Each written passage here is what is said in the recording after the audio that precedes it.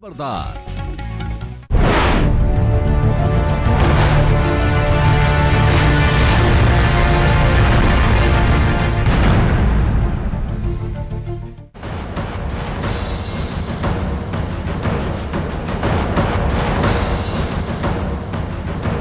नमस्कार, मैं हूं पुण्य प्रसून वाजपेयी। बात आज एक ऐसे मुद्दे को लेकर हो रही है इस देश के भीतर जिसने तख्तों को पलट डाला है, सत्ता बदलती हुई दिखाई दी है। राजनीतिक तौर पर हंगामा इस देश ने बाखूबी देखा, सामाजिक तौर पर सद्भाव की लकीरें कहीं मिटती हुई भी दिखाई दी है। एक ऐसा मुद्दा जो सुप्रीम कोर्ट तक भी जा पहुंचा है, लेकिन बावजूद इसके वो बार बार फनकारता है और उसके बाद समाज के भीतर एक तरह की खामोशी भी चाहती है। और वो खामोशी क्या किसी बड़े हंगामे से पहले की होती है। इस वक्त हमारे साथ सुब्रमण्यम स्वामी साहब, बीजेपी के वरिष्ठ नेता, हमारे साथ मौजूद हैं। हमारे साथ उसामुद्दीन ओवैसी साहब, एआईएम के नेता, वह भी हमारे साथ मौजूद हैं। शुरुआत आज सुबह से ही करते हैं। आपने एक ट्वीट किया और उसमें जिक्र किया लॉर्ड कृष्णा पैकेज। इस पैकेज का मतलब क्या है? मतलब यह है कि जब महाभारत की युद्ध की संभावना थी, तब कृष्ण भगवान ने जाकर 5 गांव मांगे थे और दुर्योधन ने अहंकार में इनकार कर दिया और इसका परिणाम बहुत बुरा हुआ। तो ऐसे ही मैं कहता हूँ कि आज जो अनेक मंदिरों को नष्ट किया मुग़लों के राज में, उन सारे मंदिरों को वापस दोबारा निर्माण करने की बात नहीं कर रहे हैं हम, सिर्फ 3 प्रमुख का हम कह रहे हैं और उसको मान लेना चाहिए और ये हम कहते हैं। इसमें और कोई निष्कर्ष निकालना नहीं है। इतिहास से हमें सीखना चाहिए और एक भाईचारा और सद्भावना के साथ जो हम ये जो कह रहे हैं, मथुरा के कृष्ण मंदिर, अयोध्या के राम मंदिर और काशी विश्वनाथ के शिव मंदिर, इन तीनों के जो जहाँ मस्जिद बने हैं या बने थे, उनको उनका छोड़कर दूसरे जगह में मस्जिद बना सकते हैं। और यहाँ 3 जो हैं ये हमारे लिए प्रिय है, इसको वापस कर दें। लॉर्ड कृष्णा धर्म के प्रतीक थे। धर्म का मतलब न्याय से जुड़ा था जी, और उस दौर के लोकतंत्र में न्याय का मतलब सुप्रीम कोर्ट होता है जी। बावजूद इसके आपने ट्वीट किया लॉर्ड कृष्णा पैकेज। जी नहीं, देखिए, इस चैनल में भी और अनेक चैनल में हर चीज़ पर हम डिबेट करते हैं। 2G पर जब चल रही थी, रोज़ डिबेट होती थी। यहाँ मैं 10 बार आया हूँ और अफजल गुरु को फांसी देना चाहिए, नहीं देना चाहिए, उसमें आपने बहुत चर्चाएं की अपने चैनल में। सुप्रीम कोर्ट में मामला होने के बाद तो ये कोई कानून नहीं है, कोई नियम नहीं है कि सुप्रीम कोर्ट में कोई केस विचाराधीन है, उसमें हम आम चर्चा नहीं कर सकते। ओवैसी साहब, वक्त, मौजूदा स्थिति इस दिशा में आवाज़ देती है कि बातचीत की बात जिक्र हो रही है, या कहा जा रहा है कि सहमति बना लीजिए, या ये कहा जा रहा है कि फैसला यही होगा, आप तय कर लीजिए। सबसे पहली बात तो ये है कि मैं सुब्रमण्यम स्वामी साहब बड़े काबिल आदमी हैं। ये जो है गुस्सा किसी और दाढ़ी वाले का हम दाढ़ी वाले पर निकाल रहे हैं। तीसरी बात यह है कि सुब्रमण्यम स्वामी साहब को पॉलिटिकल पैकेज नहीं दिया जा रहा है, तो अब वो लॉर्ड कृष्णा पैकेज की बात कर रहे हैं। चौथी बात यह है कि 1991 places of religious worship act पास हुआ पार्लियामेंट में, जिसमें यह कहा गया था कि जितने रिलीजियस प्लेसेस 15 अगस्त 1947 को जो हैं वही बरकरार रहेंगे, जिसमें बाबरी मस्जिद और वो राम मंदिर का जगह शामिल नहीं है। काशी और मथुरा का उसमें जिक्र है। कैसे पार्लियामेंट क्या को ओवरटेक करेंगे? 5वीं बात यह है कि आरएसएस ने 1966 में यकीनन काशी मथुरा की बात की, 89 में पालनपुर के रेजोल्यूशन में राम मंदिर का जिक्र किया, अचानक 89 में जिक्र किया।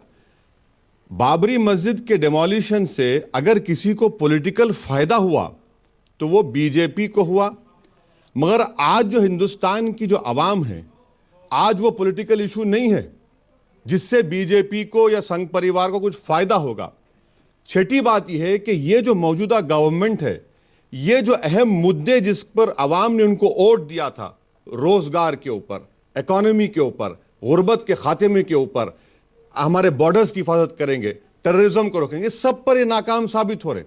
इसीलिए अचानक ये एक आखिरी बाजी खेली जा रही है कि शायद इससे मुल्क में कुछ ऐसी फिजा पैदा की जाए जिसमें नफरतों की दीवारों को फिर से उठाया जाए। मुझे पूरा यकीन है कि हिंदुस्तान की आवाम दोबारा धोखा नहीं खाने वाली है। हमारे मुद्दे यकीनन मैं एक मुसलमान हूं, ये हिंदू है, हर कोई मजहब पे चलता है, मगर आज मुल्क के सामने सबसे बड़ा मुद्दा क्या है? यह मुद्दा नहीं है। आपने सही कहा, यह मसला सुप्रीम कोर्ट में है। सुप्रीम कोर्ट जो फैसला करेगा उसको कबूल करना पड़ेगा। मतलब क्या है कि सुब्रमण्यम स्वामी साहब मौजूदा सरकार के लिए शॉक एब्जर्वर का काम कर रहे हैं या फिर समाज के भीतर एक अपनी जगह बनाने की कोशिश कर रहा? आपकी दृष्टि क्या है? देखिए, मैं सुब्रमण्यम स्वामी का स्पोक्स पर्सन कब से बन गया भाई? सुब्रमण्यम स्वामी साहब, मैसेज आ रहा है कि आप इस गवर्नमेंट फंस चुकी है, मौजूदा परिस्थिति में आप एक शॉक ऑब्जर्वर का काम कर रहे हैं या डाइवर्ट कर रहे हैं देश के इश्यूज को, क्योंकि फैसला सुप्रीम कोर्ट को देना है। नहीं, ऐसा नहीं है, क्योंकि मैंने राम सेतु का भी सवाल उठाया था जब यूपीए गवर्नमेंट में था और उसमें हमें जीत मिली। फिर जो मंदिर सरकार के नियंत्रण में है उनको छुड़वाने के लिए मैंने केसेस की थी 2013-14 में, वहाँ भी जीते थे। और ये एक विषय जो है, इसमें मेरी राय में सुप्रीम कोर्ट में मैं वैसे इलाहाबाद हाई कोर्ट में तो एक ही बार गया था, लेकिन जो सुप्रीम कोर्ट में मैं समझता हूँ, क्योंकि अभी मैं दूसरे संबंधित केस में हूँ जिसमें जो दर्शक लोग आते हैं, जो पूजा करने के लिए आते हैं, उनको सुविधा मिलनी चाहिए, उसके लिए हमारी केस है, उसमें भी हमारी सफलता मिली है। तो ये कोई सडनली मैंने सोचा है क्योंकि पार्टी दिक्कत में है या सरकार दिक्कत में है उसके लिए भलाई के लिए कर रहा हूँ, ये सही नहीं है। परंतु एक बात जो इन्होंने कहा, इस पर मैं ज़रूर कहूँगा। उन्होंने कहा कि एक कानून बनी है जिसके हिसाब से कभी मथुरा और काशी का मामला कभी उठाया नहीं जा सकता। वो कानून में मैं गहराई से पढ़ने के बाद इस निष्कर्ष में पहुंचा हूं कि वो सिर्फ रिलीजियस प्लेसेस के लिए है। और सऊदी अरेबिया में मस्जिद लगभग रोज़ तोड़ते हैं, कतार में तोड़ते हैं, तुर्की में तोड़ते हैं, पाकिस्तान में तोड़ते हैं, कभी शिफ्ट कर देते हैं। और जब मैंने उनसे पूछा, सऊदी अरेबियन एक मंत्री से, उन्होंने कहा कि हम मस्जिद एक नमाज़ पढ़ने का स्थल मानते हैं और उसको हटाया जा सकता है और यदि आवश्यक पड़े तो तोड़ा भी जा सकता है। और जहाँ तक कि जहाँ पैगंबर मोहम्मद ने नमाज़ पढ़ी उसको भी तोड़ दिया था महल बनाने के लिए। तो इसीलिए मैं मस्जिद को रिलीजियस प्लेस नहीं मानता हूँ। ये तो कोर्ट की अंतिम अधिकार है, ये सिर्फ नमाज़ पढ़ने का जगह है। हमारे लिए तो रामचंद्र जी का मंदिर पहले था, ये सिद्ध हो गई है। और रामचंद्र जी के मंदिर को तोड़कर मस्जिद बना, ये भी सिद्ध हो गई इलाहाबाद हाई कोर्ट में। अब सिर्फ सुन्नी वाक़फ़ बोर्ड कहती है ये हमारी प्रॉपर्टी है और सालों से है, इसीलिए एडवर्स पोजेशन में हमारी होती है। वो सुप्रीम कोर्ट में उसकी बहस होगी, हम निश्चित जीतेंगे उसमें। और इसीलिए वो कानून लागू नहीं हो सकती। और मैं समझता हूँ कि मुसलमान भी और उनके नेता, विशेष तौर पर मुसलमान तो तैयार है परंतु नेता कभी उनको छोड़ते नहीं हैं। मैं कहता हूं कि एक भाईचारा पैदा करने के लिए 40,000 मंदिरों को तोड़ा गया। मैं कहता हूं सिर्फ 3 छोड़ दो। अब उसमें छोड़ने में क्या प्रॉब्लम है? दूसरी जगह मस्जिद बना सकते हैं। नहीं, ये डाटा सरयू नदी के। तो आप कल से मुझे जवाब दीजिए। अच्छा, जवाब पहले दीजिए। मैं स्वामी साहब से कहना चाह रहा हूं कि 40,000 मस्जिदों को तोड़ दिए। अब हम मंदिरों तोड़े, ठीक है। हम जा रहे हैं कितने साल पहले सर? 5,000 साल पहले? नहीं, 5,000 2000 साल पहले। बुद्धिज्म 2000 भी नहीं। अब बुद्धिज्म का खात्मा किसने किया, उसका हिसाब कौन देगा? बुद्धिज्म का खात्मा किसने किया, उसका हिसाब। अगर आप मिडिल एजेस में जाना चाह रहे हैं तो ये काम ये करते हैं कि हम लोग 4,000 साल पहले चले जाते हैं। हम तीनों बैठ के फैसला करेंगे कि 4,000 साल से क्या हो रहा है अब तक। हिंदुस्तान का पार्लियामेंट जो कानून पास करता है, हर हिंदुस्तानी को उसको मानना पड़ेगा। हिंदुस्तान के पार्लियामेंट ने प्लेस ऑफ रिलीजियस एक्ट पास किया जिसमें जिक्र है काशी और मथुरा का। तीसरी बात, सऊदी अरब से मुझे क्या करना है? मैं हिंदुस्तान का बाइज्जत शहरी हूं। मुझे इस मुल्क से मतलब है, मुझे सऊदी अरब से क्या लेना देना है। और आप कहते हैं कि रसूलुल्लाह सल्लल्लाहु अलैहि वसल्लम का घर तोड़ा गया, नहीं तोड़ा गया, आज भी घर बाकी है। आप गूगल पर जाइए, काबतुल्लाह में जो जगह है वो आज भी है। मगर ये मिसाल कहां देंगे आप हिंदुस्तान की मिसाल दीजिए। एक ही सांस में सुप्रीम कोर्ट भी कहते हैं, एक ही सांस में इलाहाबाद हाई कोर्ट भी कहते हैं स्वामी साहब, और एक ही सांस सऊदी अरब भी कहते हैं। हाँ। तो यह कहां से होगा? देखिए हम यहां पर डिबेट नहीं, सुनिए जरा सर, मैं आप बोलते हैं मैं डिस्टर्ब नहीं किया आपको। हम यहां पर यह देखना है कि सुप्रीम कोर्ट में स्वामी साहब बराबर गए थे वो उसका टारपोलिन चेंज करने के लिए। यह बात क्यों नहीं कहते स्वामी साहब कि सुप्रीम कोर्ट ने कहा कि जो दोनों पार्टीज ने डॉक्यूमेंट्स दिए वो डॉक्यूमेंट्स उर्दू में है, पर्शियन में है, गुरमुखी में है, संस्कृत में, अरबिक में, इसका ट्रांसलेशन कराने के लिए अभी तक सुप्रीम कोर्ट तय नहीं किया। 6-7 महीने इसमें लग जाएंगे, ट्रायल शुरू होगा। तो जब ट्रायल शुरू होगा, सुप्रीम कोर्ट तो आखिरी अपेक्स कोर्ट है, उसी में फैसला होगा। रहा साल इलाहाबाद हाई कोर्ट का फैसला, अगर बाबरी मस्जिद शहीद नहीं होती तो क्या होता वहां पर? अगर वो स्ट्रक्चर को जो स्ट्रक्चर बोलते हैं मस्जिद बोलते हैं, अगर डिमोलिश, क्या होता वहां पर? और कहां से देखिए जजमेंट को सुप्रीम कोर्ट ने स्टे दिया, क्या कहा? This is a strange judgment. Swami साहब पढ़े लिखे पॉलिटिशियन है, वो पढ़कर ये बातें आधी बात बोल रहे हैं, आधी बात नहीं बोल रहे स्वामी साहब। स्वामी साहब एक मिनट, इस चीज़ को थोड़ा मौजूदा राजनीति के आईने में देखना इसलिए जरूरी है क्योंकि मौजूदा वक्त में देश के प्रधानमंत्री स्वयंसेवक भी हैं।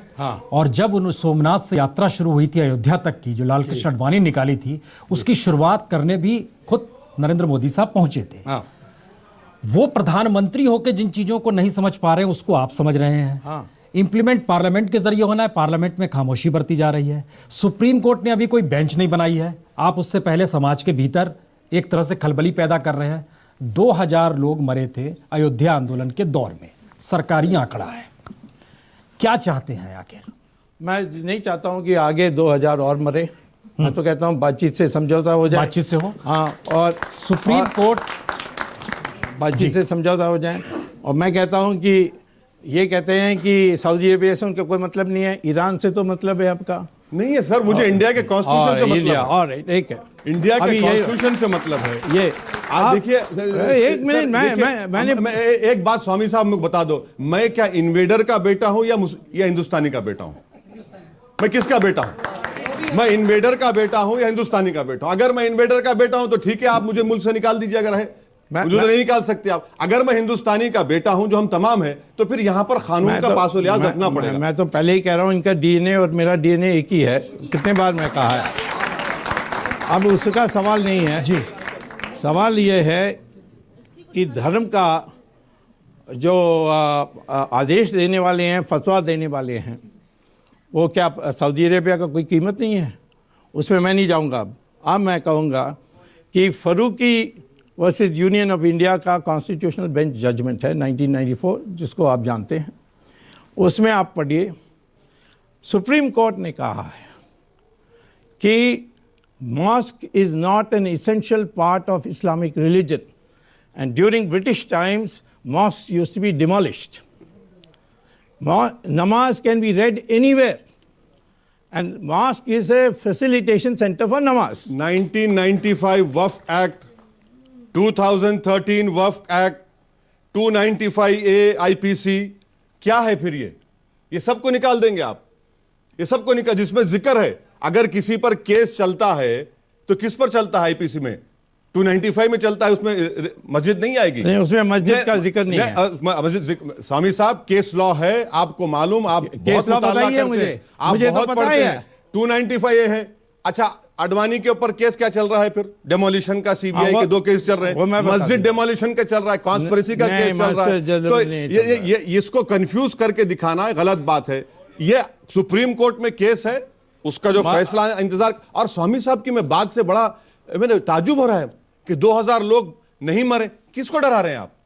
2000 लोगों को आप जान लेंगे? इन्होंने हमें अगर होगा तो कौन लेगा जान हमारी? आप कह रहे हैं कि अगर मसला 2000 लोगों की जान जाएगी, कौन है आप? क्या हमको डराएंगे आप? क्या मेरे गर्दन पर तलवार रख के बोलेंगे कि तुम इस्लाम छोड़ दो? मैं नहीं छोड़ूंगा। 2000 क्या 2000 लोग मरेंगे? कैसा मारेंगे लोग? क्या बात कर रहे हैं? वैसी साहब मसला सिर्फ इतना भर नहीं है, नहीं कहनी चाहिए थी। नहीं, वैसी साहब मसला इतना भर नहीं है। मुलायम सरकार उस समय थी, उन्होंने गोलियां भी चलाई थी, कार सेवक भी मारे गए थे। मौजूदा समाज के भीतर की जो खलबलाहट है आप उसको दोबारा पैदा करना चाह रहे हैं। तरीका यह है, सुप्रीम कोर्ट में सर मंदिर मस्जिद को लेकर फैसला नहीं होना है, संपत्ति किसकी होगी इसको लेकर फैसला होना है। वो प्रॉपर्टी क्या है, नहीं, संपत्ति जमीन किसकी क्या नहीं है, टाइटल के ऊपर सॉरी होगा। उस पर टाइटल फैसला। के ऊपर उसके ऊपर नॉट करेक्ट। आपको पता नहीं है, मैं बता रहा हूं जी। सुन्नी वाकफ बोर्ड का दावा है कि ये हमारी प्रॉपर्टी है। एग्जैक्टली, हम लोग प्रॉपर्टी है। देखिए सुनिए, मैं ये कहना चाहता हूं कि हम लोग जब मंदिर बनाते हैं तो प्राण प्रतिष्ठा पूजा से बनाते हैं, और प्राण प्रतिष्ठा पूजा माने कि भगवान मालिक बनता है उसका। कोई ये नहीं कह सकता ये मेरा प्रॉपर्टी है।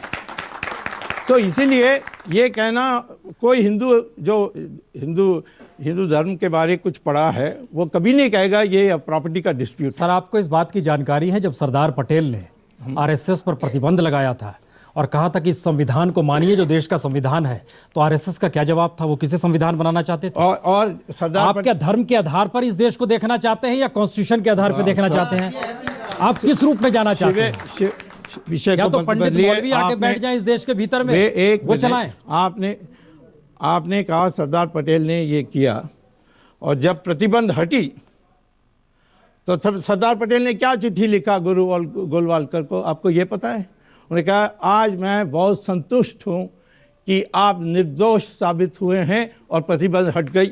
जब बाबरी मस्जिद को तो शहीद कर दिया गया, तो क्या सुब्रमण्यम स्वामी साहब ने पब्लिकली इसको कंडेम किया? नहीं किया, पूछ लीजिए। मैं जानता हूं हैदराबाद में मदीना मेंशन में सुब्रमण्यम स्वामी साहब की एक यादगार तकरीर हुई जिसमें सुब्रमण्यम स्वामी साहब ने कहा कि तुमने कैसा तोड़ा इसको, ये मंदिर मेरी भी है, ये मस्जिद मुल्क का है, कैसा तोड़ा तुमने। स्टिंगिंग रिमार्क्स थे सुब्रमण्यम स्वामी साहब के, आप पूछ लीजिए उनसे।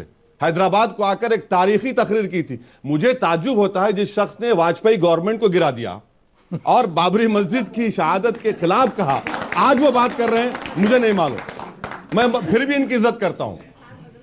देखिए ये सब आदि जो बात, पूरी बात ये है, मैं आज भी कहता हूं कि अनऑथराइज्ड किसी भीड़ को अधिकार नहीं है मस्जिद को तोड़ने के लिए, किसी मस्जिद को तोड़ने के लिए। और यही मैंने कहा था, जो केस चली है ये मस्जिद तोड़ा ये नहीं है, अनऑथराइज्ड डिमोलिशन बाय कॉन्स्पिरेसी वो है चार्ज। जाकर अब पता करिए। नहीं, सही है। तो इसीलिए मैं ये नहीं पक्ष में हूं कि मस्जिद को अपने हाथ में जनता लेकर के इसको तोड़ दे। मैं चाहता हूं ये कानून से हो या समझौता से हो, और कानून से तो हम जीतेंगे ऐसा मेरा विश्वास है। नहीं, इस पर भी जो ऑब्जेक्शन है, क्योंकि ये नॉलेज ऑफ अनसीन कब से डेवलप कर लिए, ये तो सुप्रीम कोर्ट तय करेगा ना भाई कौन जीतेगा कौन हारेगा। अगर हम ये तो एविडेंस हम प्रोड्यूस करेंगे कोर्ट, सुप्रीम कोर्ट में, और उस एविडेंस के बुनियाद पर फैसला होगा। और जब तक फैसला नहीं होगा हम कुछ नहीं उस पर तबसरा नहीं कर सकते। स्वामी साहब देखिए देखिए, नहीं, इसका जवाब देना मुझे। जब 2G का चल रहा था मैंने पहले अनाउंस किया कि हम जीतेंगे इसको और राजा जेल जाएगा, और सही बात निकली। जब नेशनल हेराल्ड केस चलने लगा मैंने कहा कि समन्स इशू होंगे, आखिर में सोनिया गांधी जेल जाएगी, ये भी देख लीजिए आप। तो ये कौन सा प्रतिबंध है कि सुप्रीम कोर्ट क्या फैसला करेगी मुझे बोलने का अधिकार तो नहीं आप है। ये बोलने की हिम्मत क्यों नहीं देते हैं कि अगर ये सरकार मंदिर नहीं बनाएगी तो इस सरकार को जाना होगा, मोदी गवर्नमेंट को जाना होगा? ये कैसी बात कर रहे हैं, सरकार तो बनाने वाली है। आप बीजेपी के पार्लियामेंट्री हैं, सुब्रमण्यम स्वामी हैं, एक वकील हैं, या फिर अरुंधति वशिष्ठ अनुसंधान पीठ को संभालने वाले शख्स हैं? किस रूप में आप इस मुद्दे को उठा रहे हैं? हम श्री राम के भक्त हैं, उस रूप से उठा रहे हैं।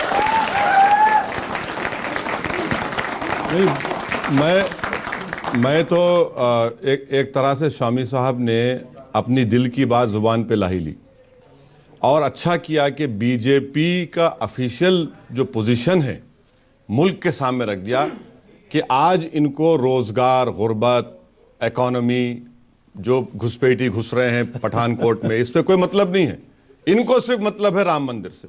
मैं शुक्रिया अदा करता हूं। वो जो हिंदुस्तान की आवाम एक उम्मीद रखकर मोदी को वोट डाली थी, आज स्वामी साहब ने अपने इस बयान से उन तमाम उम्मीदों को चुकनाचूर कर दिया। बहुत अच्छा है, मगर सुप्रीम कोर्ट के फैसले से पहले यह कहना कि हम जीत जाएंगे, मुसलमानों को बातचीत कर लेना चाहिए, कॉम्प्रोमाइज करना चाहिए।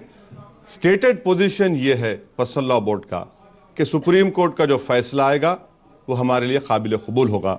सुप्रीम कोर्ट, आपने सही कहा, टाइटल डिस्प्यूट है, इलाहाबाद हाई कोर्ट ने गलती करके उसको पार्टनरशिप में सूट में कन्वर्ट कर दिया। एविडेंस के ऊपर सुप्रीम कोर्ट फैसला करेगा और हमारे मुल्क में एपेक्स कोर्ट से बढ़ के नहीं है। मगर बार बार मिस्टर स्वामी का यह कहना इस बात को बताता है कि मोदी हुकूमत इन तमाम मुद्दों को भूल चुकी है, अब उनमें वो कैपेसिटी नहीं है, इसीलिए इसी को लेकर आगे बढ़ रहे हैं। अब मुल्क के सामने यही रख रहे हैं कि भाई अब आप रोजगार को भूल जाइए, 15 लाख को भूल जाइए, सबको भूल जाइए, अब मंदिर की बात करेंगे हम बस। मैं स्वामी साहब से एक रिक्वेस्ट करूंगा कि भाई गवर्नमेंट आपकी है, आप पार्लियामेंट्री पार्टी के सीनियर मेंबर हैं, मैं इनसे रिक्वेस्ट करूंगा कि कल ही मोदी के पास जाकर कहें कि गवर्नमेंट ऑफ इंडिया एक रिप्लाई फाइल करे कि डे टू डे हियरिंग कराइए सुप्रीम कोर्ट में। चलिए ये कर लीजिए आप, इस मसले का डे टू डे हियरिंग करवा दीजिए सुप्रीम कोर्ट में, डे टू डे हियरिंग होगी और जल्द से जल्द फैसला आ जाएगा मुल्क के सामने। और आप ये काम स्वामी साहब को करना पड़ेगा। ये सेमिनार क्यों करते हैं? वो जाकर मोदी से एक बार मुलाकात कर ले, नाराज जरूर हैं, एक बार मुलाकात करके कहें कि भाई आप डे टू डे हियरिंग कराइए, डे टू डे हियरिंग करवा दीजिए, मामला सब दूध का दूध पानी का पानी हो जाएगा। ये जो इनकी सुझाव है ये मान्य है, मैं करूंगा, कल ही करूंगा। बिल्कुल, आप बिल्कुल जाइए, बिल्कुल, हम भी तैयार, हम भी चाहते हैं कि हियरिंग, और आपके लोग विरोध नहीं करना चाहिए। बिल्कुल नहीं, आप हियरिंग करवा दीजिए ना। हाँ भाई, day to day government, day to day hearing के लिए मैं जरूर पहल करूंगा और चीफ जस्टिस के सामने जाकर मेंशन भी करूंगा कि ये ओवैसी साहब सारे बिल्कुल कहिए, हो सके तो सीडी लेके दिखा भी दीजिए। हाँ, जहाँ तक ये सवाल है सुप्रीम कोर्ट में क्या बहस होगी, एसएलपी में गए हैं, स्पेशल लीव पिटिशन, उसके माने सिर्फ कानूनी पॉइंट्स देखेंगे। तथ्य जो 3 जज बेंच ने इलाहाबाद हाई कोर्ट में तय कर लिया, वो तथ्य को अब उसको एडिशनल तथ्य नहीं रख सकते। सिर्फ ये कानूनी तौर पर उन्होंने सही फैसला किया है कि नहीं, यही देखेंगे। और वो फैसला हुआ है कि जो सेंट्रल डोम है ये रामलाला का है और एक अखाड़ा के लिए उन्होंने दूसरे डोम को रखा और कहा है कि अच्छा होगा, ये उनका ऑर्डर में नहीं है, ये ऑब्जर्वेशन है, अच्छा होगा कि बगल में एक मस्जिद भी बन जाए। मैं कहता हूँ सरयू नदी के उस पार मस्जिद बन सकता है, उसके लिए हम भी मदद कर देंगे और सारे हिंदू समाज भी मदद कर देगा। अब इनको क्या तकलीफ होगी यदि एक मस्जिद जहाँ अयोध्या में राम मंदिर की रामलाला की है, उसके जगह में बगल में सरयू नदी के पार एक मस्जिद बनाने में इनकी क्या तकलीफ है? दूसरे देशों में करते हैं जहाँ वो भी मुसलमान है, ये नहीं कह सकते सऊदी अरेबियन मुसलमान नहीं है, इनका अलग नियम नहीं है, उनका अलग कुरान नहीं है, इनका अलग शरिया नहीं है। बड़ा साफ है, मामले को तेजी से निपटाया जाए। देखिए उत्तर प्रदेश में एक मंत्री ने कह दिया मुस्लिमों के बीच जाकर कि फटाफट मंदिर बनवाइए ना, इससे विश्व हिंदू परिषद और संघ का हिस्सा चला। प्रदेश में समाजवादी और बीजेपी में जुगलबंदी है, नूरा कुश्ती चल रही है, ये खुल्लम खुला मिलके चल रही है। और सवाल ये पैदा होता है कि यहां पर बाबरी मस्जिद से ज्यादा मसला हिंदुस्तान में रूल ऑफ लॉ का है। क्या हम रूल ऑफ लॉ को अलाउ करेंगे, खत्म कर देंगे, या रूल ऑफ लॉ को बरकरार रखेंगे? सारी दुनिया के सामने मॉब ने जाकर मस्जिद को तोड़ दिया, क्या वो रूल ऑफ लॉ को हम इंप्लीमेंट करेंगे? और साथ ही साथ स्वामी साहब ये क्यों नहीं कहते कि जो जिन्होंने वो जिनकी मौजूदगी में बाबरी मस्जिद को शहीद किया गया, आज वो गंगा की सफाई कर रहे हैं। भाई मेरे, वो गंगा की सफाई के मिनिस्टर बन चुके हैं। इस मुल्क में सबसे बड़ी नाइंसाफी और क्या हो सकती है? जिनकी सोच और फिक्र में यह है कि आपके सामने, सारी दुनिया के सामने हिंदुस्तान की जमहूरियत का मजाक उड़ाया गया, सुप्रीम कोर्ट में जो वादा किया गया था उसकी खिलाफ वर्जी की गई, और हम बात कर रहे हैं कि नदी के किनारे। नहीं, नदी के किनारे क्यों? अगर हम जीतते हैं तो हम बनाएंगे, अगर हम नहीं जीतते तो आप जो चाहे कर लीजिए, बात खत्म हो जाएगी। हिंदू धर्म इजाजत देता है इसकी? मंत्री को लेकर जो जिक्र किया इन्होंने जो 20 साल 25 साल पहले हुआ उसकी जिक्र कर रहे हैं।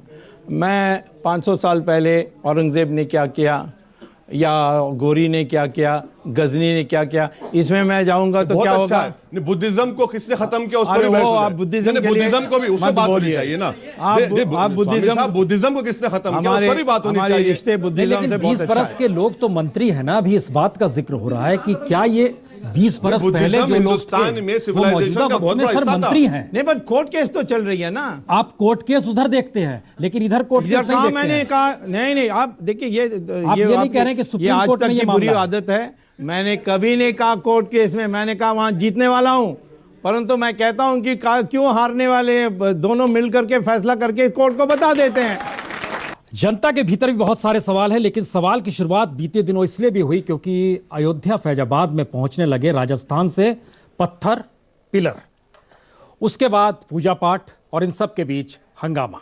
सुब्रमण्यम स्वामी साहब भी साथ हैं और ओवैसी साहब भी साथ हैं। सवाल कई हैं। जी, आप क्या पूछना चाहती हैं? आपने कहा कि सरकार के पास केवल एक ही मुद्दा रह गया है। क्या जब आप एक विषय पर सोचते हैं तो क्या दूसरे विषय पर विचार नहीं कर पाते हैं? भारत सरकार यही कर रही है। विभिन्न विषयों पर वो अपना काम कर रही है। विभिन्न डिपार्टमेंट, विभिन्न विभाग जो है उसके, वो अपना काम कर रहे हैं। दूसरी बात आपने ये कही, राम मंदिर को लेकर आप अपने सवाल सीधा ही पूछे ना, कहाँ इधर उधर की बात कर रहे हैं? राम मंदिर के लिए तो मैं यही कहना चाहूंगी, लेकिन मैं अपनी दूसरी बात को पूरा कर लेना चाहती हूँ। मैं ये पूछना चाहती हूँ, आप भी जानते हैं, हम भी किससे पूछ जानते हैं, रहे हैं? मौका मैं मेरे से पूछ रहे हैं, मुझसे ओवैसी जी से मैं पूछ उनसे रहे हैं। ही- हाँ, सीधा सवाल है। सही सवाल होता है। हाँ। मैं उन्हीं से पूछना चाहती हूँ। आप भी जानते हैं और हम सभी जानते हैं, भीड़ का कोई एक माइंड सेट नहीं होता है। कुछ उसके लिए हम ये उसका कोई नेतृत्व नहीं होता है। तब आप कैसे कहते हैं कि उसका नेतृत्व था वहां पर? आप कैसे किसी एक पर या दो लोग पर ब्लेम करते हैं? नहीं, अदालत ने तीसरी कहा, बात- अदालत ने कहा है। आपका क्या सवाल है? एक मिनट, बहुत सारे लोग, सबका सवाल। आपका क्या सवाल है? एक मिनट। मैं ये पूछना चाहता हूँ, स्वामी जी कह रहे थे कि मस्जिद इधर बना लो, उधर बना लो। भाई मस्जिद तो जगह खरीद करके बनाई जाती है, और इस मतलब जो दान में देता है, जैसे मुसलमान कोई देता है कि अपनी जगह देता है। हमारी मस्जिद में कोई पैसा नहीं लगता किसी हिंदू का, ना क्यों नाजायज़ पैसा लगता है। मंदिर मैंने देखे हैं कि वहाँ रोड पे बना देते हैं बीच में।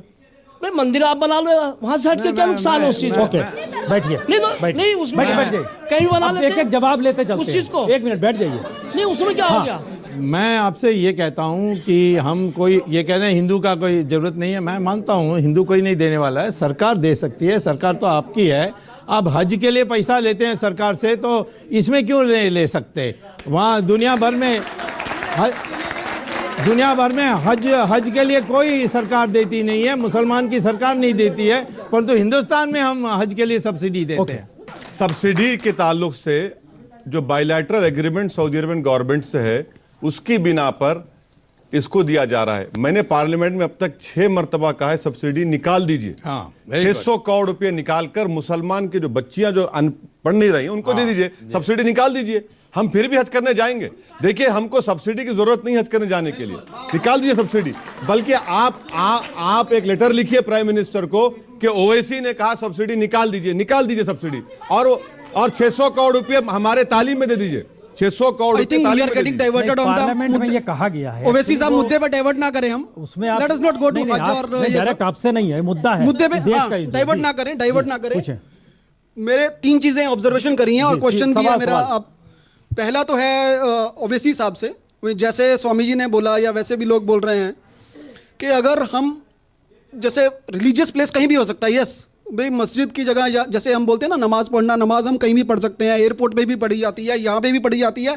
It is a place just towards waste में करके उधर कर रही है, किसी भी जगह पढ़ी जा सकती है। वेयर एज हिंदू धर्म में बहुत क्लियर है कि जो जगह जहाँ पे जन्म हुआ किसी का, सिर्फ वही जगह होती है। This is the difference between Islam and Hinduism. तो इसीलिए अगर उसको समझौते से भी, आप भी कह रहे हैं कि सब जो सुप्रीम कोर्ट का होगा वही फाइनलाइज होगा, सुप्रीम कोर्ट भी ये भी कह सर, रहे हैं, सवाल स्वामी जी सीधा भी। पूछ ले तो अच्छा रहेगा। सवाल यही है मेरा कि आप दोनों बैठ के उसमें क्यों नहीं मान जाते? ये जो उन्होंने सजेशन दिया, या वैसे कितने वर्षों से कर रहे हैं, out of the court settlement कर लें। जी, आपके क्या सवाल है? सीधा सवाल पूछिए। मैं ओवैसी जी से प्रश्न कर रहा हूं, जैसा कि उन्होंने अभी कहा कि मस्जिद एक जो है कहीं पर भी बनाई जा सकती है, लेकिन रामलला का जहाँ जन्म हुआ है मंदिर वहीं बनाएंगे, ये नारा भी था पीछे। और सच भी है कि आप उदारवादी हैं, जनता को देखते हुए क्यों नहीं आप आपस में फैसला करते और ज़्यादा अच्छा रहेगा। मैं जवाब दूं? एक मुझको लगता है जवाब ले ले इसका, जवाब दीजिए। नहीं, देखिए, आ रहे हैं। देखिए, कोर्ट में जब मसला कोर्ट में जाता है तो मुसलमानों के सोच क्या है, हिंदू की सोच क्या है, ईसाई की सोच क्या है, नहीं होगा। कोर्ट में फैसला होगा कानून के मुताबिक। आस्था के ऊपर फैसला नहीं देती कोर्ट। यह बात याद रखिए आप, नहीं होता है। स्वामी जी, सुब्रमण्यम जी, हमको लगता है कि आपको भी इस पे जवाब देना चाहिए, मैं दे रहा हूं। क्योंकि देखिए, एक बात दिमाग में रखिए, हिंदुस्तान को इकोनॉमिक पावर बनाने की दिशा में प्राइम मिनिस्टर मोदी काम कर रहे हैं। वो कहते हैं कि इंटरनेशनली हम इकोनॉमिक पावर बना देंगे। झटके में ये बात आती है कि हिंदुस्तान क्या हिंदू स्टेट है या मैनी रिलीजन को इक्वली वो मानता है? जहन में क्या है आपकी? अगर ये और साफ होगा तो मेरे ख्याल से संवाद और अच्छा होगा। इसमें कोई बात ऐसी, आप ऐसे ही इसको एक षड्यंत्र के रूप में देख रहे हो। नहीं, षड्यंत्र नहीं, लेकिन मैं बता रहा हूँ, मेरे पार्टी में कोई मुझे नहीं कहता है कि देखिए अभी ये हम लोग गवर्नेंस में इतना बिजी हैं, इसमें मत पड़िए। ये कोई नहीं कहता, सब मेरी सराहना करते हैं, जय जयकार करते हैं, टेलीविजन में हमें आकर मेरे समर्थन करते हैं। ये सब डरते हैं स्वामी साहब से कि कहाँ कोर्ट चले जाएंगे ये। नहीं, मैं एक चीज़ कहता हूँ इनको, और गंभीरता से मैं कह रहा हूँ, जहाँ भी हमारे देश में मुसलमान मेजॉरिटी में है वहाँ मंदिर तोड़े जाते हैं। जैसे कश्मीर की घाटी में 5 लाख कश्मीरी पंडितों को भगा दिया वहाँ से, आज भी वहाँ मंदिरों को तोड़ रहे हैं। स्वामी साहब और एक मिनट, केरल में मल्लापुरम में भी मंदिरों को तोड़े जा रहे हैं। अच्छा, आपको चाहिए तो मेरे साथ चलिए, मैं दिखा देता हूँ आपको। नहीं, स्वामी साहब आपकी बात बिल्कुल सही होगी। थोड़ी देर के लिए मैं सच्चाई मानता हूँ, थोड़ी देर के लिए आपके सामने मैं बात कर रहा हूँ कि कश्मीर में आपकी गवर्नमेंट है, हाँ, आपके सपोर्ट से गवर्नमेंट है जी। आप क्यों नहीं ले जाते पंडितों को वापस? अरे आपको, गवर्नमेंट आपकी है, यहां भी गवर्नमेंट आपकी, वहां भी गवर्नमेंट आपकी, क्यों नहीं ले जाते आप? आपने अब तक क्या किया बताइए? 18 महीने हो गए मोदी सरकार बनकर, कितने पंडित गए कश्मीर को? कितने पंडित गए कश्मीर को, हमको बताइए। या आप देखिए स्वामी साहब, आप अपोजिशन मोड से निकल जाइए। अब आप रूलिंग पार्टी में हैं, अब आप रूलिंग पार्टी में हैं। मैं आपसे कहता हूं कि मेरी एक बात मान लीजिए, जिससे जो कश्मीरी पंडित हैं उनको तसल्ली हो जाएगी। आर्टिकल 370 को हटाने के लिए भी साथ दे दीजिए और तुरंत हम इन कश्मीरी पंडितों को ले जाएंगे। प्रसून जी, हैरत की बात यह है कि आप महबूबा मुफ्ती सईद से, मरहूम मुफ्ती सईद से अलायंस करते, वो कहते हैं कि नहीं होगा, और आप अपने, जब इलेक्शन होता है इलेक्शन के बाद 370 का जिक्र ही नहीं होता। अरे आप यूज करते, पॉलिटिकल पावर के लिए आपने राम का नाम का इस्तेमाल किया, पॉलिटिकल पावर के लिए 370 का इस्तेमाल किया, पॉलिटिकल पावर के लिए यूनिफॉर्म सिविल कोड की बात करते। अरे एक मर्तबा कभी इन गरीबों की बात कर लो आप, कभी हिंदुस्तान के मुस्तकबिल की बात कर लो आप। ये कब तक यही टकराव की पॉलिसी, इस प्रोग्राम का नाम टक्कर है, यही टकराव की पॉलिसी है कि 370, राम मंदिर, यूनिफॉर्म सिविल कोड? क्या रोजगार नहीं है? क्या हमारी इकोनॉमी को रिवाइव करना नहीं है? यकीनन मिस्टर स्वामी बेहतरीन इकोनॉमिस्ट हैं, मगर क्यों नहीं लिखते वो आर्टिकल इसके ऊपर कि हमारी इकोनॉमी का क्या हाल हो चुका है? मुझे जवाब दे दीजिए। आप पोल कर लीजिए, गरीब से गरीब हिंदू इस देश में राम मंदिर अयोध्या में बनाने चाहता है। भले उसको गरीबी है, उसको पेट भरा नहीं है, परंतु वो राम में इतना आस्था है हमारे देश में, वो कहता है कि मंदिर बनना चाहिए। सर, यही बात आ रही है कि सरकार भी तो आप ही की है, यहाँ भी सरकार आपकी है, धारा 370 हटाना है तो वहाँ भी सरकार आपकी है। ये कंट्रडिक्शन है ना सर? ये कोई कॉन्ट्रडिक्शन नहीं है। इन्होंने मुझे कहा था, तब मैंने कहा था कश्मीरी पंडित का, तो उन्होंने कहा आप क्यों नहीं वापस ले जा? 100% हम उनको वापस ले जाएंगे। उसके लिए जो कश्मीरी पंडितों के दिमाग में जो भय है उसको दूर करने के लिए क्या रास्ता है ये हम सोच रहे हैं। वो हमसे कहते हैं कि एक रास्ता है कि आर्टिकल 370 हटा दो, हम चले जाएंगे। आपकी सहमति है कि मौजूदा वक्त में पीडीपी मान जाएगी 370 को खत्म करने को लेकर? कौन मान जाएगी? पीडीपी, जिसकी पीडीपी का कोई इसमें हिस्सेदार नहीं है। नहीं। ये तो कॉन्स्टिट्यूशन में है और राष्ट्रपति को विज्ञप्ति जारी करनी है और ये खत्म हो जाएगी। इसमें कश्मीर के लेजिस्लेटिव असेंबली का कोई रूल नहीं हो सकता। ये आप कहते हैं, मैं कहता हूं नहीं हो सकता। आपको लगता है इस देश में हर बच्चे के जहन में अगर राम मंदिर है तो मोदी गवर्नमेंट मान जाएगी? मोदी गवर्नमेंट के बारे में अभी तक उनकी सलाह नहीं ली कि आप मानोगे नहीं मानोगे। जब वक्त आएगा मैं पूछूंगा क्या करने वाले हैं, क्योंकि उनका एडिशनल सॉलिसिटर जनरल कोर्ट में आएगा, तब वो क्या स्टैंड लेंगे उसके लिए मैं पूछूंगा। अभी तो उसके पूछने की जरूरत नहीं है। अभी मैं सेमिनार कर रहा हूँ, उसमें आप भी आ जाइए, थोड़ा सीख लेंगे। एक मिनट। ओवैसी जी, मेरा प्रश्न आपसे ये है, ओवैसी से, ओवैसी जी से, सर जब इतने सालों से टकराव चल रहा है तो क्या आप जल्दी नहीं कर सकते, समझौता नहीं कर सकते क्या कि मंदिर बने, जो भी आप करें? मैं आपके सामने इस बात को रखा हूं सर, कि government of India supreme court में कह दे हाँ जी। कि इस मसले के ऊपर डे टू डे हियरिंग करवा दे जी। Supreme court day to day hearing कर ले, टाइटल के पर सर- ऊपर फैसला पर सर होगा, ये एविडेंस के ऊपर होगा। सर ये बातचीत नहीं हो सकती है। आपसे मैं ये कह रहा हूं हम कि आप सुप्रीम समझौते कोर्ट के में लिए आप जाकर हमारी immediate बात रखेंगे। कुछ एक्शन लेंगे तभी तो पता लगेगा। आप बोल देंगे सुप्रीम कोर्ट को बोलो, सुप्रीम कोर्ट को बोलो, सुप्रीम कोर्ट के तो बोल ही रहे हैं, वो कर ही रही है, पर आप भी तो कुछ आगे करिए कि भाई जल्दी से किसी अरे समझौता और क्या कीजिए। करेंगे? आपका भरोसा सुप्रीम कोर्ट पे है नहीं? है, बिल्कुल है बस ठीक सर, रखिए बिल्कुल है उसको, सर, करार मेरा रखिए। भरोसा आप पे सुप्रीम भी, कोर्ट उन पे फैसला भी है, करेगा। पर मेरा आपसे ये है कि आप समझौते के लिए कुछ जल्दी करिए। बैठिए। देखिए, हमें ऐसे सवाल पूछने हैं जो समाधान की दिशा में ले जाएं तो ज्यादा अच्छा है, बनिस्पत आपके भीतर के जो भी अंतर्विरोध हैं उसमें हम सुप्रीम कोर्ट को नहीं माने, संविधान को नहीं माने, इस देश को नहीं माने, ऐसे नहीं चलेगा। समाधान की दिशा में दो व्यक्ति ऐसे बैठे हैं जो कल समझौता कर ले तो इस देश में एक अच्छी राह निकल सकती है। समाधान इसलिए करने की दिशा में सवाल पूछिए। सर हेलो सर, मेरा सवाल है कि आपकी जो भी पॉलिटिशियन है, आप हम जैसे यंगस्टर को इसमें ना डालें। अगर कोई भी डिसीजन होगा आपका अयोध्या को लेके, वो हम आपका मुद्दा क्या है? आपके लिए हमारा सबसे मुद्दा इंपॉर्टेंट ये चीज है क्या है? सर- बताइए नहीं, मुल्क के मुद्दा सामने। मेरा ये है सर आपने कि- एज ए यूथ, हाँ, आपके लिए इंपॉर्टेंट हमारी चीज क्या यूथ है? है, मेरी भतीजी है, वो टीवी देखती है, तो आप अपनी टक्कर में हमें ना डालें। अगर कोई भी डिसीजन आपका इशू क्या है? मेरा इशू एज ये ए है- यूथ ऑफ इंडिया आपका इशू क्या है? बताइए। जो न्यू यूथ है, हम आपके डिसीजन पे, जो गवर्नमेंट डिसीजन लेगी, हम उस पे एग्री हैं।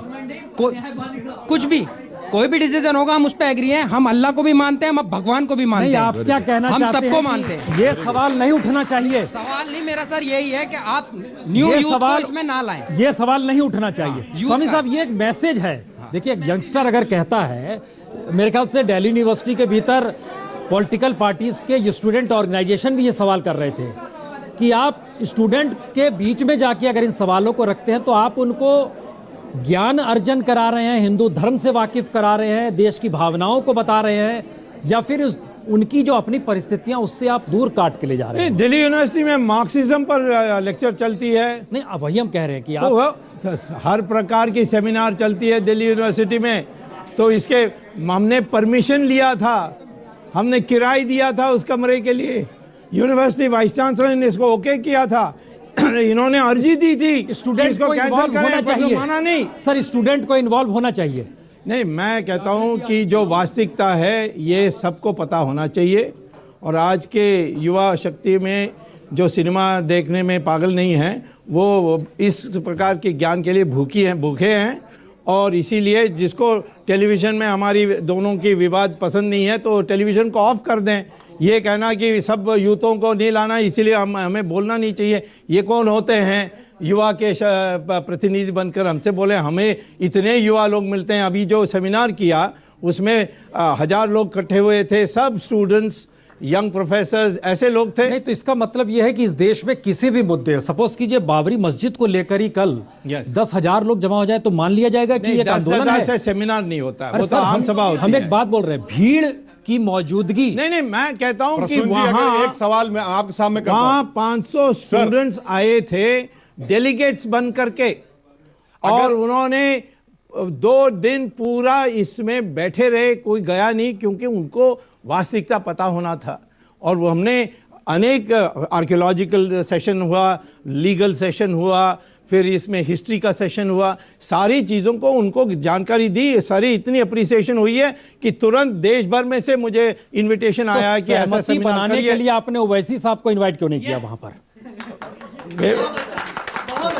ओवैसी साहब को मैं बुलाऊंगा तो एक मॉडरेटर चाहिए, आप तैयार हैं? नहीं, हम तो मॉडरेटर के लिए हाँ, तैयार हैं, ठीक है। लेकिन दूसरे पक्ष के लोगों को भी बुलाइए, एक सेमिनार इस रूप में कीजिए। उनको बुलाएंगे तो मेरे जो ऑडियंस होगी वो दूसरे प्रकार होगी।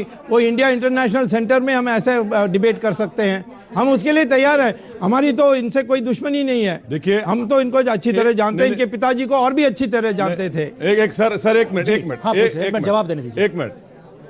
अगर इस तरह का सेमिनार या फिर जिस तरीके से फैजाबाद में पत्थर लाए जा रहे हैं, अगर कोई ये कह दे कि मैं मस्जिद बनाने के लिए पत्थर ला रहा हूं, मैं मस्जिद बनाने के लिए सेमिनार कर रहा हूं, मुल्क में फजा क्या होगी?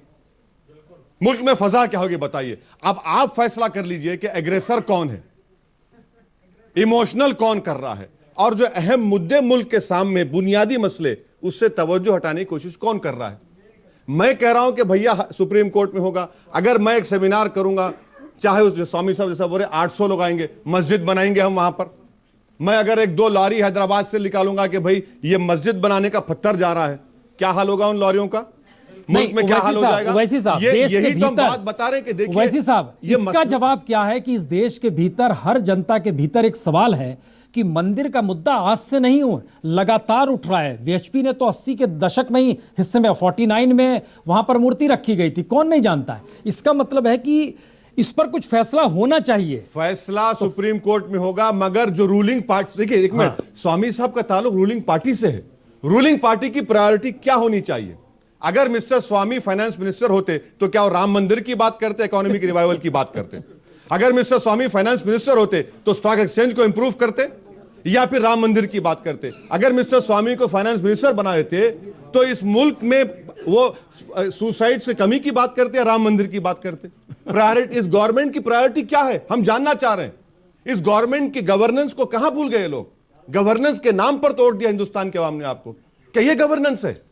स्वामी जी, 2G और हेराल्ड तो ठीक था, लेकिन जब आप मंदिर का जिक्र कर रहे हैं तो कतार जो है आपकी साक्षी महाराज की, अवैधनाथ की, वो तो आपकी साध्वी, आरोप है। हम कर, आप मैसेज समझ रहे हैं इस देश की पॉलिटिक्स का, आपके लिए मैसेज क्या होगा? हम जो जिनके माध्यम से, जिनके बीच में बोल रहे हैं, वो सब प्रोफेसर्स हैं, एडवोकेट्स हैं, स्टूडेंट्स हैं जो PhD कर रहे हैं। ऐसे लोगों का हम कोई आम सभा नहीं कर रहे। ओके, सवाल क्या है? आपसे एक सवाल करना चाहता हूं। जब बिहार का चुनाव आया तो गौ हत्या का मसला आ गया, गौ रक्षा वाला मसला आ गया। अब यूपी में चुनाव है तो राम मंदिर का मुद्दा आ गया। जब ये चुनाव आते हैं, जब ही आपके पास ये सारे ऑप्शन आ जाते हैं, उससे पहले आपका कोई ऑप्शन नहीं आता। और आपने जो अपने उसमें मेमोरेंडम में दिया था कि भाई उस पर आज तक एक काम नहीं हुआ। 18 महीने सरकार को हो गए, अच्छे दिन का वादा, 15 लाख का वादा, आज तक कोई चीज नहीं हुई। सर, सवाल आपका मेरे ख्याल से यही है कि चुनाव के मौके पर ऐसे मुद्दे उभरते हैं। जवाब ये भी है कि हर बरस चुनाव होते हैं, मुश्किल ये भी है। मेरे पास जवाब है। मैं आपको कह रहा हूं कि इस साल हम कर रहे हैं क्योंकि यूपी के चुनाव के आरोप है। हाँ। तो मैं इस साल नहीं करूंगा तो अगले साल भी नहीं कर सकता हूं क्योंकि चुनाव होगी। तो फिर मैं 2018 को करना पड़ेगा। फिर आप कहोगे लोकसभा चुनाव के लिए आप कर रहे हो। सवाल ये क्या इसमें कोई अंत ही नहीं है। हेलो सर, स्वामी जी, मेरा आपसे एक सवाल है कि आप कहीं ना कहीं बीजेपी को मुसलमानों के खिलाफ नहीं कर रहे हैं। आप ऐसे जो मुद्दे उठा रहे हैं कि मंदिर बनना चाहिए, ठीक है सर, लेकिन कहीं आपको नहीं लगता कि बीजेपी की जो वैसी मुसलमानों की जो सोच है बीजेपी को लेके, वो वैसी बेकार है? इससे और ज्यादा उनकी प्रभाव पड़ेगा या आपके वोट बैंक पे प्रभाव पड़ेगा? बीजेपी का भी डिरेल्ड कर रहे हैं, बीजेपी को भी डिरेल्ड कर रहे हैं। बीजेपी थोड़ी मॉडरेट लग रही थी, नहीं आप झटके में ऐसे मुद्दे ले आए कि बीजेपी कम्युनल लगने लगी। नहीं, मैं आपको बता रहा हूं कि जिस सेमिनार किया था उसमें मुसलमान प्रोफेसर्स भी थे, हमारे प्रवक्ता मुसलमान हैं। कि सुप्रीम कोर्ट ने आपकी फेवर में ऑर्डर दिया या इनकी फेवर में ऑर्डर दिया, क्या इस देश में कम्युनल हार्मनी बनी रहेगी? और बनना ही चाहिए, बनी रहनी चाहिए, उसमें हमारी तरफ से कोई तकलीफ नहीं होगा। सर मेरा भी यही क्वेश्चन था एग्जैक्टली। एक मिनट, अब लास्ट उसमें हम लोग हैं जी, पूछिए। आपको सादर जय श्री राम। आपने सवाल है सीधा सवाल आप दोनों से है, दोनों आप मित्र हैं, आपस में क्यों ना ये फैसला हो जाए और सुप्रीम कोर्ट तो जब होगा तब होगा। एक दूसरा, अति विचित्र रघुपति चरित्र जाने ही परम सुजान, जे मति मंद विमोह बस हृदय धरे कछान। ऐसे हम हजार भी जाएंगे तभी रघुपति के चरित्र को नहीं समझ सकते। जहाँ जन्मभूमि है, डीप आस्था का सवाल है, गंभीर आस्था का, एक गंभीर आस्था का सवाल है। इस पर विचार करें और सब एक हो करके जय श्री राम बोले, जय अल्लाह खुदा बोले। सर लास्ट आप यूथ की बात कर रहे थे। यूथ ये चाहते हैं कि हमारी कंट्री की तरक्की हो, आपस में लड़के ना, ताकि हमारी कंट्री की तरक्की हो। ठीक है, मेरा सवाल आपसे है स्वामी जी, आपने बीजेपी में ऐसे बहुत से मुद्दे हैं जिस पे नजर डालने की जरूरत है। आतंकवादी का मुद्दा है, बहुत से मुद्दे हैं, तो अचानक से ऐसा क्या हुआ कि राम मंदिर का मुद्दा आप लेकर आए? मैं खुद एक हिंदू और मैं एग्री करती हूँ कि राम मंदिर बनना चाहिए, but the main thing is कि शांति, हमें शांति चाहिए। यूथ जो चाहता है वो यूथ चाहता है कि आप शांति प्रिय हिसाब काम करें। स्वामी जी, हम लगता है हम लोग आखिरी जवाब एक आपसे चाहेंगे। मुद्दा चूंकि आप ही ने उठाया, इस देश के भीतर सवाल उसी के जरिए, और राम शब्द कहते ही बहुत सारे सवाल इस देश में बार बार हर जहन में आ जाएंगे। आप चाहे हमारे ऊपर जो भी आरोप लगा लीजिए, कह दीजिए कि हिंदू धर्म नहीं जानता है। हमारा ये कहना बड़ा साफ है कि मौजूदा वक्त में राम मंदिर का जिक्र करना आपकी जरूरत रही, पार्टी की जरूरत है, सरकार की जरूरत है, या देश की जरूरत है?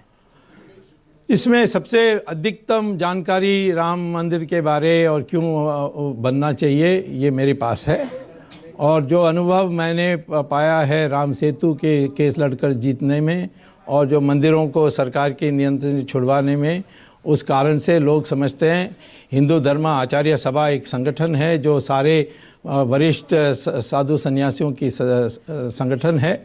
उन्होंने भी मुझसे आग्रह किया कि इस सवाल को उठाना चाहिए और इसीलिए मैंने उठाया है। ओके, अब ये सवाल है, ये मुद्दा टकराव का हो चला है इसीलिए हमें टक्कर लिखनी पड़ी, या एक सहमति की दिशा में कदम बढ़ेंगे? जो सवाल बीच में आया था, मैं यहाँ जो इस नौजवान लड़की ने जो सवाल किया, जो अपने एहसासात से वाकिफ कराया, मैं उस लड़की के एहसासात की लफ्ज़ बलफ्ज़ तायद करता हूँ।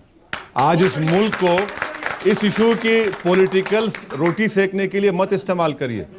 आप छोड़िए सुप्रीम कोर्ट पर। तो आप कह रहे हैं वो पॉलिटिकली इस्तेमाल कर रहे हैं ना? मैं उम्मीद करूंगा कि मिस्टर स्वामी एक काबिल इकोनॉमिस्ट हैं।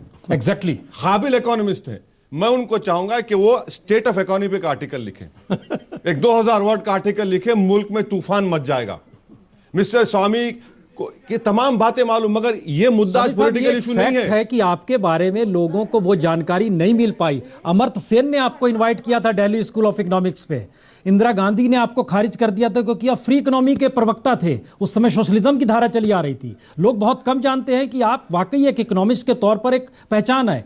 आपने राम मंदिर का जिक्र कर संयोग से अपने आप को किस कतार में खड़ा किया है, और देश की सियासत किस कतार में इस इंटेलेक्चुअलिज्म के भरोसे खड़ी हो जाएगी, ये घातक है या नहीं है? मैं तो बहुआयाम पर्सनालिटी हूँ, सिर्फ एक विषय पर सीमित नहीं हूँ।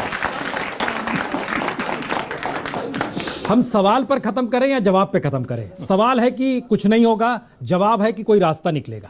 नहीं, रास्ता निकलने की प्रयास है। एक तो उन्होंने बहुत अच्छा सुझाव दिया, यहाँ टेलीविजन में आपका टेप लेकर मैं सुप्रीम कोर्ट में पेश करने चाहूँगा। उन्होंने कहा कि रोज़ का सुनवाई होनी चाहिए। वो मैं समझता हूँ कि बहुत रचनात्मक सुझाव है उसको, क्योंकि इनको तो समझौता मान्य नहीं है, तो इसीलिए फैसला जल्दी आनी चाहिए।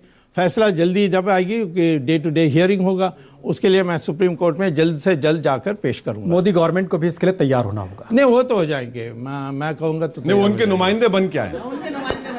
बहुत बहुत शुक्रिया आप दोनों का, बहुत बहुत शुक्रिया। सवाल देश के भीतर बहुत बड़ा है राम मंदिर को लेकर, जो भी स्थितियां हैं, लेकिन सुप्रीम कोर्ट के फैसले का इंतजार भी इसी देश को है।